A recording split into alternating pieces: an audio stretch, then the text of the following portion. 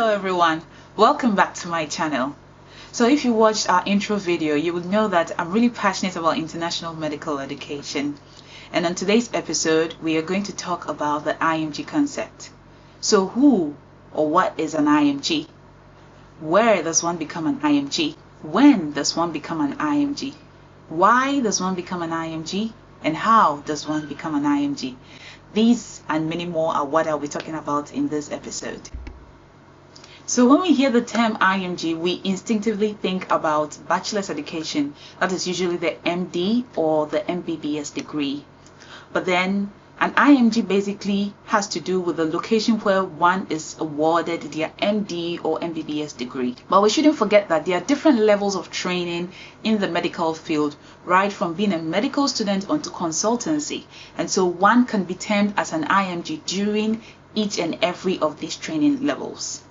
So as I said earlier on, the IMG is usually related to the location where one is awarded their MD or MBBS degree. So we have locations like China, in Russia, in Ukraine, in Ireland, in the Caribbean, in Canada, you name them. There are a lot of them that can be mentioned where is known for international medical education. So why do people become international medical graduates, or why do people tend to seek international medical education?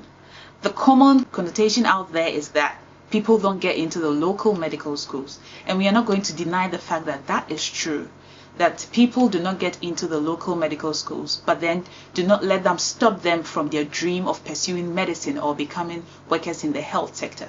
And I think that shows bravery on their side, where they now go out to seek for other opportunities outside of their local community or native countries to pursue medicine. One other thing is that some people just want to experience another culture. I, for instance, right from high school knew that I wanted to experience international medical education. And that is what I wanted deep down within me, even though at that time I did not understand the entire reason why I wanted that. But I just knew this is what I wanted to pursue. So there are also a group of people who are just interested in pursuing college education or medical education abroad in different countries and different cultures that are not similar to what they're used to in their native countries. So now let's talk about the who. Who is an IMG? With the IMG community, you're going to find some of the most diverse people ever. You're going to find the person who just graduates from high school and just comes right into medical school. You're going to find people who have probably already read a degree program in nursing, in pharmacy, you name it, and have decided that finally they want to work in the medical field. You're going to even find parents, adults, people who are relatively older than you, who think that they have a calling and a passion for medicine and so would like to pursue it.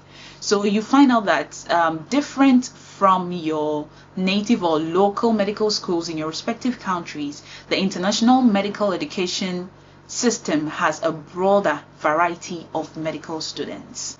And about the where, an individual is termed as an IMG when they find themselves to be practicing or pursuing further training in a place where they did not receive their primary medical qualification. The primary medical qualification is the same thing as your MD or MBBS degree program. So usually, for instance, if you receive your MD or MBBS degree program in Russia and you are pursuing a career in Canada, you return as an international medical graduate.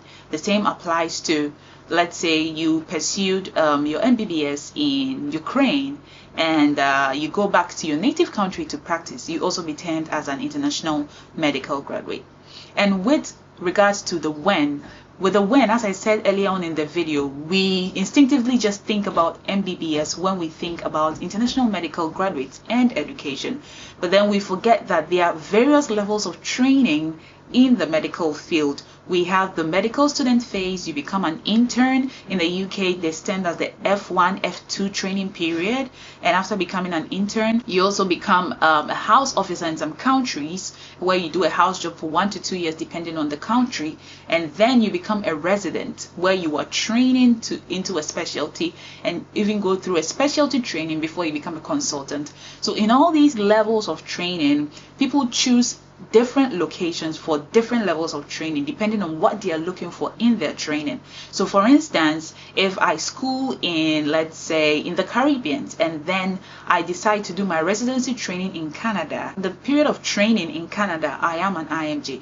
Even if I choose to school in my native country, which is Ghana, and I decide to do, let's say, my fellowship in the UK, at the period where I find myself in the UK doing my fellowship training, I am an IMG because my primary medical qualification is awarded by a university in Ghana.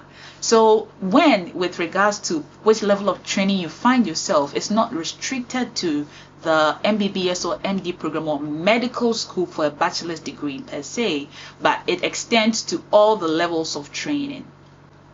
So in summary, the life of an IMG is not an easy one, because compared to just going through the medical system in your local or native country, it seems to be more tedious of a pathway.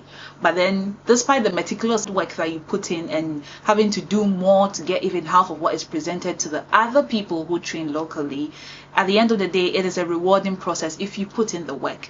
And also we have seen other IMGs who have made it big and are in certain places that might even surprise us, or we would have thought that IMGs couldn't make it there. And that gives us hope to know that there is more ahead of us. We can dream big, we can do more. We shouldn't be restricted by the fact that we have certain challenges or we find ourselves in an environment that we thought we wouldn't find ourselves in.